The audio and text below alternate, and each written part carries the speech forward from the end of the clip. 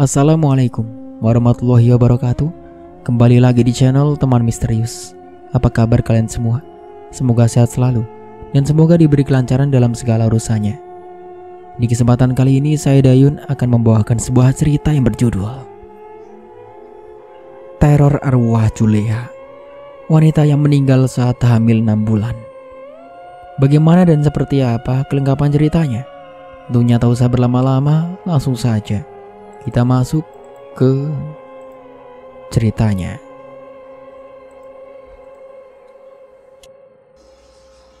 Berapa, Bu?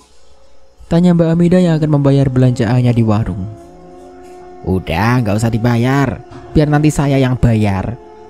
Tiba-tiba Bang Oji menahan tangan Mbak Amida. Nggak usah Bang. Shh, udah, biar saya aja. Karena tak ingin berlama-lama di dekat Bang Oji, Mbak Amida pun mengiyakan dan langsung pergi. Namun tanpa Amida sadari, Bang Oji mengikutinya. Amida, tunggu, panggilnya. Mbak Amida pun berhenti tanpa menoleh. Dah, memegang tangan Mbak Amida dan langsung ditepisnya. Bang, udah cukup. Jangan ganggu saya lagi. Saya nggak mau Mbak Juleha salah paham. Tenang, istriku di rumah kok. Ayolah dah, aku sudah lama suka kamu. Mbak Amida tidak menggubris dan langsung pergi meninggalkan Bang Oji. Tapi Bang Oji memanglah keras kepala, dia tetap mengejar Amida. Akhirnya Bang Oji berhasil memegang kembali tangan Mbak Amida. Bang, teriak Juleha dari kejauhan. Mendengar itu Bang Oji langsung melepaskan tangan Mbak Amida. Mbak Amida pun berjalan pergi. Mau ngapain sih Bang? Dasar cewek murahan, teriak Juleha. Shh, udah, ayo kita pulang. Malu kalau dilihat orang. Bang Oji pun menenangkan istrinya dan mengajaknya pulang. Singkat waktu, keesokan harinya sekitar pukul 5 pagi sehabis subuh, Juleha ingin buang air besar. Dia ingin membangunkan Bang Oji. Namun Bang Oji terlihat sangat pulas tidurnya, jadi Juleha enggan membangunkannya.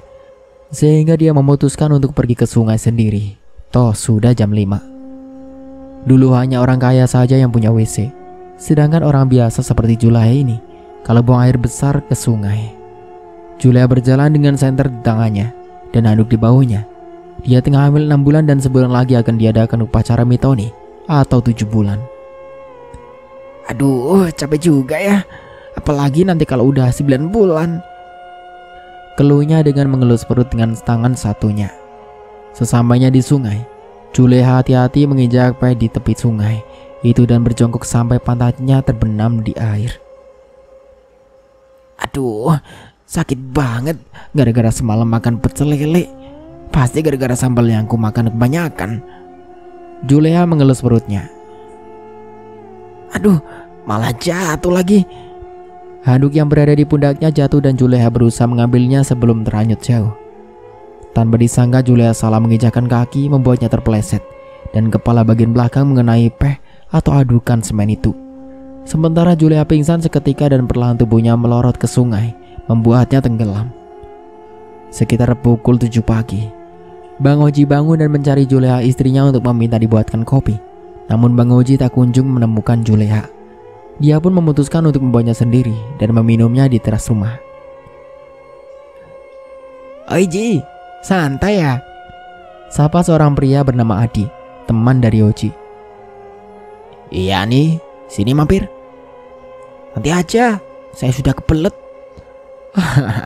Hati-hati, nanti diintipin cewek cantik. Adi pun tertawa sambil melanjutkan jalannya. Duh, si Juleha lama banget ke pasarnya, pikir Bang Oji. 10 menit kemudian, tiba-tiba Adi berlari menuju rumah Bang Oji. Ci, Ci, panggilnya ngos-ngosan. Kenapa? Benar diintip cewek cantik. Oji terkekeh. Bukan waktunya bercanda. Itu Juleha. Juleha kenapa? Udah, ayo ikut. Adi menarik tangan Oji. Dia tidak sanggup mengatakannya sehingga dia putuskan menarik tangan Bang Oji. Sesampainya di sungai, sudah banyak orang berkerumun di sana. Ternyata saat Adi tengah buang air besar, pantatnya itu bersundulan dengan tubuh Juleha yang tenggelam. Dan di saat itu kebetulan banyak bapak-bapak yang lewat akan menjaring ikan, membuat mereka segera menghampiri sumber teriakan dari Adi. Mereka segera mengangkat tubuh Juleha yang sudah tidak bernyawa dan membawanya ke tepi sungai, lalu memanggil warga yang rumahnya dekat dengan sungai untuk memanggil polisi. Melihat jenazah istrinya, Bang Oji menangis terseduh. Tak menyangka istrinya meninggal dengan cara seperti ini. Pemakaman dilaksanakan pada hari itu juga dan sudah selesai tepat pukul 5 sore. Bang Oji masih sangat merasa kehilangan, membuatnya hanya bengong saja. Ditanyai tidak menyaut. Malam harinya, setelah acara mengaji selesai, Bang Oji duduk di ranjangnya dan tak berselang lama muncul arwah Juleha di balik pintu kamar dan melayang menghampiri Bang Oji, lalu duduk di sebelahnya. Bang Oji tahu kedatangan arwah Juleha yang dia lihat dari ekor matanya. Namun dia merasa takut. Akhirnya dia diam saja pura-pura tidak melihat. Pagi harinya, terlihat tukang sayur sedang dikerumuni para ibu-ibu. Kasihan ya, nikah sampai 5 tahun belum punya anak. Giliran dikasih lagi mengandung malah meninggal, ucap Bu Purni yang sedang memilih sayur. Iya bu, kasihan. Ya mana meninggalnya tenggelam di sungai. Jadi plus deh sedihnya. Udah bu, ibu jangan gibahin orang yang sudah meninggal. Mendengar teguran dari salah satu ibu-ibu, mereka pun terdiam, kemudian membayar dan pergi dari sana. Malam harinya, di saat Ibu Purni akan tertidur dan berjalan menuju kamarnya, tiba-tiba dirinya merasakan ekor matanya melihat sekelebat bayangan yang menuju ke arah belakang. Bu Purni pun menghentikan langkahnya dan berniat untuk memastikan bahwa penglihatannya salah. Bu Purni pun berjalan menuju dapur. Saat korden pintu disibakan, betapa terkejutnya Bu Purni melihat ada sosok penampakan berdiri di sana membelakangi dirinya. Jantung Bu Purni berdegup dengan kencang, membuatnya merasa lemas seketika. Di saat Bu Purni akan berteriak, sosok itu malah membalikkan tubuhnya dan Juleha, pakik Bu Purni. Keringat dingin bercucuran, mulut seperti terkunci. Bu Purni lemas hanya bisa melihat sosok almarhumah Juleha, istri Bang Oji, yang meninggal 2 hari yang lalu. Sosok itu seperti sengaja datang untuk memberi peringatan kepada Mbok Purni atas perbuatannya begibah dan membicarakan yang kurang pantas terhadap almarhumah.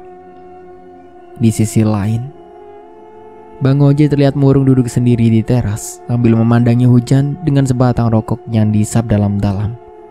Pikirannya berkecamuk karena kehilangan istri dan calon anaknya. Dia hanya bisa menyesal dengan semua kejadian yang menimpa keluarganya. Lain lagi ceritanya dengan Mbak Hamidah, kakakku. Dia merasa sedikit ada beban dari kejadian itu. Beban moral tentunya, karena sebagian orang sekitar seperti memandang sinis, bahkan menyalahkan dia, terutama yang masih kerabat Bang Oji dan almarhumah. Sore itu, Mbak Hamidah izin kepada supervisornya untuk tidak lembur karena badannya capek, seperti berasa sakit semua. Mbak Hamidah pulang dari percetakan. Diantar Ian, pacarnya, dibonceng naik motor. Sesampai di kontrakan, Mbak Hamidah langsung masuk dan merebahkan diri di kursi tamu. Dan Ian menyeduh teh dan memberikannya kepada Mbak Hamidah. Ini yang tehnya. Lumayan, sedikit mengusir lelah di badan, sahut Mbak Hamidah saat menerima teh manis dari Ian. Makasih Ayang, lanjut Mbak Hamidah. Tak lama kemudian Ian pamit untuk kembali ke percetakan karena ada lembur. Sedangkan Mbak Hamidah tetap di kursi tamu di posisi semula.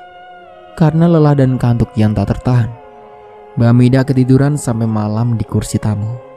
Begitu bangun waktu sudah di tengah malam, Mbak Hamidah menuju kamar mandi untuk sekedar bersih-bersih diri dan ambil wudhu untuk sholat isya.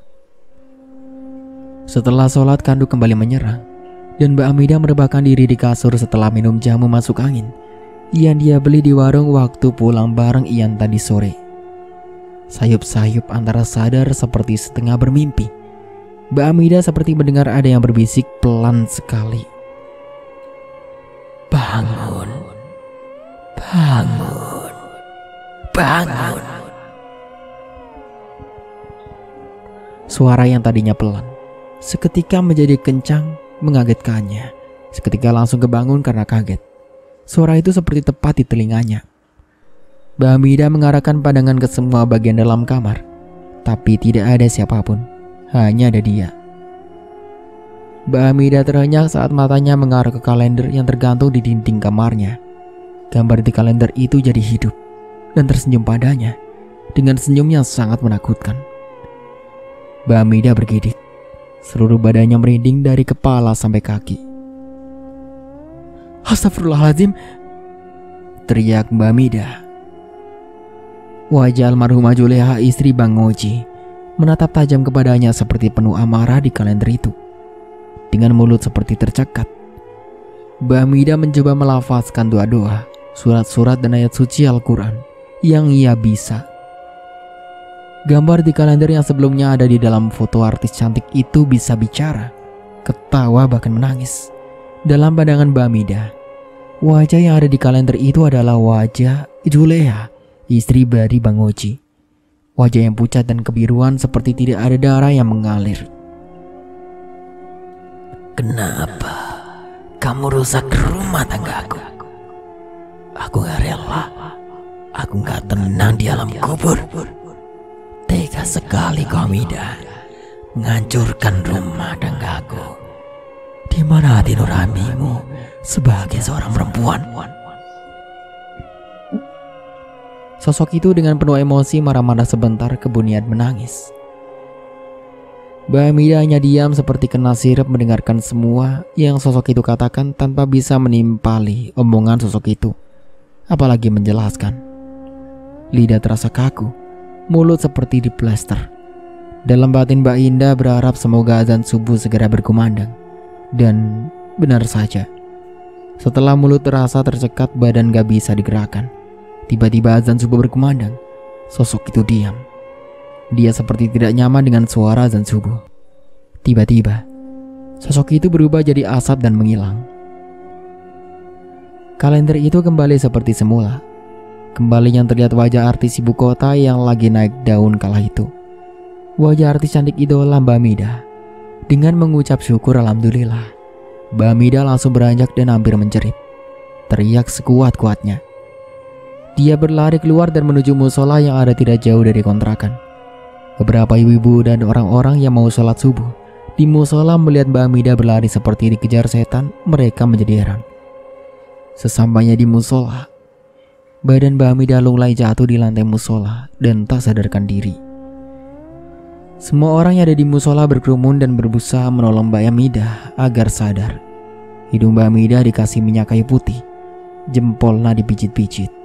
Setelah menunggu beberapa saat Mbak Hamidah sadar dari pingsannya, dia masih terlihat takut, bingung, dan panik dan seorang ibu-ibu memberikan air mineral dan Mbak Hamidah meminumnya.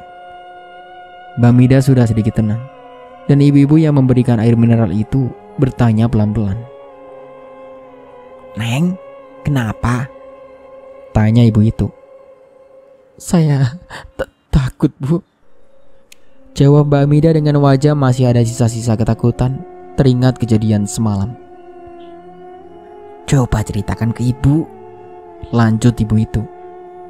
Perlahan-lahan Mbak Hamidah menceritakan semua yang dialami tadi malam. Dan ibu itu mendengarkan dengan serius. Ya Allah, Neng diganggu jin korinya Juleha itu, Neng. Kata ibu itu dengan nada agak tinggi karena terkejut mendengar cerita Mbak Hamidah. Suara ibu itu menarik perhatian semua orang yang sedang berzikir sehabis sholat subuh di musola itu. Ibu itu merasa kasihan sama Mbak Hamidah. Sudah, Neng, sekarang Neng sholat dulu bareng ibu ya biar tenang, ucap ibu itu sambil memberikan mukena untuk Mbak Hamidah. Dan orang-orang yang tadi mendengar suara ibu itu masih pada penasaran dan ingat tahu ada kejadian apa. Beberapa ibu-ibu yang tadi sholat subuh di musola pada terlihat bingung dan masih terus penasaran, dan mereka membahas sepanjang jalan pulang ke rumah masing-masing. Ada yang terlihat takut banget.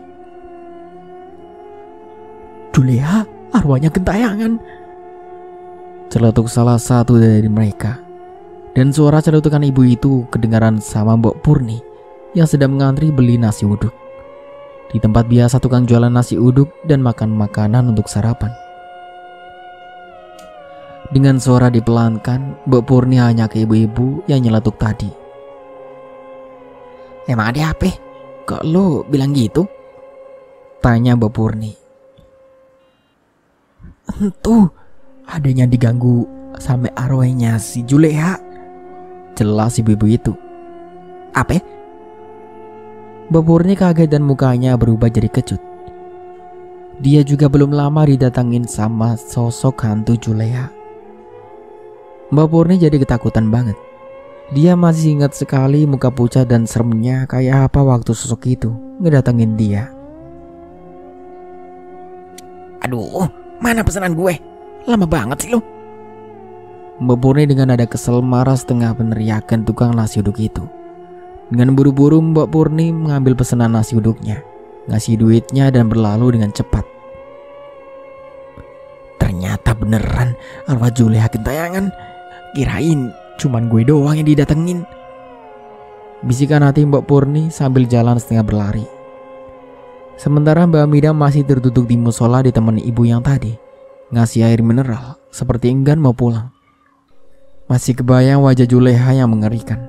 Ibu itu bertanya lagi ke Mbak Hamidah, yang membuat lamunan Mbak Hamidah jadi buyar. Neng, kalau boleh ibu tahu, memang Neng pernah punya masalah sama si Juleha semasa hidup? Enggak, Bu, jawab Mbak Hamidah pelan. Terus, kenapa ya? Kok arwah Juleha gangguin Neng? Lanjut ibu itu penasaran. Akhirnya Mbak Hamidah menceritakan kelakuan Bang Oji, suami Juleha yang ngejar-ngejar dia, dan menyatakan kalau dia suka sama dia. Sedangkan dia sendiri punya istri dan Mbak Hamidah juga sudah punya cowok. Saya nggak pernah nanggepin, Bu, jelas Mbak Hamidah. Oh begitu ceritanya. Si Juleha salah paham ya sama Neng. Lakinya dia sendiri yang nggak bener. Bu itu mulai paham. Gini aja Neng, kita minta bantuan Pak Ustadz ya. Ibu kenal sama Pak Ustadz yang tahu begituan. Insya Allah arwah Juleha kagak ada ganggu-gangguin Neng lagi. Lanjut ibu itu berusaha memberi solusi. Iya Bu, terima kasih ya sudah membantu saya, jawab Mbak Hamidah. Di sebuah rumah yang tidak terlalu besar, tapi terasa adem dan nyaman karena di sekitar rumah ditumbuhi berbagai macam tanaman dan pohon-pohon rindang yang membuat udara di rumah itu jadi segar dan sejuk. Ya, itulah rumah Pak Ustadz Surya. Tambah di ruang tengah sang Ustadz sedang asik ngobrol dengan dua wanita. Beberapa kali Pak Ustadz mengernyitkan dahi saat mendengarkan salah satu dari wanita itu bercerita tentang apa yang belum lama ini dialami. Dua wanita itu adalah Mbak Hamidah yang saat ini sedang bercerita ke Pak Ustadz, dan satu lagi adalah ibu-ibu yang menolong Mbak Hamidah waktu pingsan di musola tempo hari. Ibu itu membawa anak Hamidah ke Ustadz Solihin untuk meminta bantuan atas masalah yang sedang dihadapi Mbak Hamidah. Setelah Ustadz Surya mendengarkan semua cerita Mbak Hamidah dan apa yang mengganggunya, Ustadz Surya beberapa kali beristighfar sambil menghela nafas dan beristighfar lagi, bersolawat, menyebut asma Allah. Ustadz Surya bersedia membantu menyelesaikan masalah yang dihadapi Mbak Hamidah dan meminta Mbak Hamidah berserah diri sepenuhnya kepada Allah karena segalanya atas izin Allah. Ustadz Surya keluar dari dalam dan membawa segelas air putih, kemudian kembali duduk bersila dan membawa ayat-ayat suci Al-Quran sambil mata terpejam. Sementara tasbih di tangan beliau terus bergerak memutar di tangan Pak Ustadz. Setelah agak lama menunggu sambil berzikir dan membaca surat Al-Fatihah 3 kali, Al-Ikhlas 3 kali, Al-Alaq 3 kali, dan An-Nas 3 kali atas anjuran Ustadz Surya. Mbak Hamidah dan ibu itu diam memperhatikan Pak Ustadz yang sedang berzikir dan membaca doa. Sampai pada akhirnya Pak Ustadz itu menyodorkan gelas yang berisi air putih tadi dan meminta Mbak Hamidah meminumnya. Pak Ustadz Surya meminta Mbak Hamidah agak mendekat dan dengan satu gerakan tangan, Pak Ustadz itu memegang kepala Mbak Hamidah dan seperti gerakan membasuh wajah Mbak Hamidah tapi tidak menggunakan air. Mbak Hamidah hanya mengikuti yang Ustadz minta sambil berzikir dan membaca ayat-ayat dan surat-surat yang dianjurkan oleh Pak Ustadz tadi. Akhirnya, setelah semua selesai, Mbak Hamidah dan ibu itu pamit pulang. Dalam perjalanan pulang, Mbak Hamidah gak henti-hentinya berterima kasih sama ibu itu yang sudah bersedia membantu dirinya. Ibu itu juga mengingatkan Mbak Hamidah agar menjalankan semua yang dianjurkan oleh Pak Ustadz tadi. Lebih mendekatkan diri sama Allah, rajin sholat, baca Al-Quran, banyak-banyak berzikir. Insya Allah akan terhindar dari gangguan-gangguan jin jahat. Dan sampainya di kontrakan langsung ambil wudhu dan menjalankan semua anjuran dari Pak Ustadz Surya. Mbak Hamidah jadi lebih tenang dan tidak merasa ketakutan lagi. Mbak Hamidah sekarang menjadi wanita muslimah yang lebih mendekatkan diri kepada Allah dan memutuskan mengenakan hijab. Alhamdulillah, setelah beberapa hari menjadi minggu, kemudian menjadi bulan, dan menjadi tahun dengan perubahan diri dari Mbak Hamidah yang positif. Jin Korin yang dulu pernah mengganggu dia perlahan pergi dan tidak pernah datang kembali. Dan begitulah akhir dari ceritanya. Semoga dari cerita ini kita bisa ambil hikmahnya. Saya Dayun pamit undur diri. Sampai jumpa kembali di judul cerita baru berikutnya. Kurang lebihnya mohon maaf. Wassalamualaikum warahmatullahi wabarakatuh.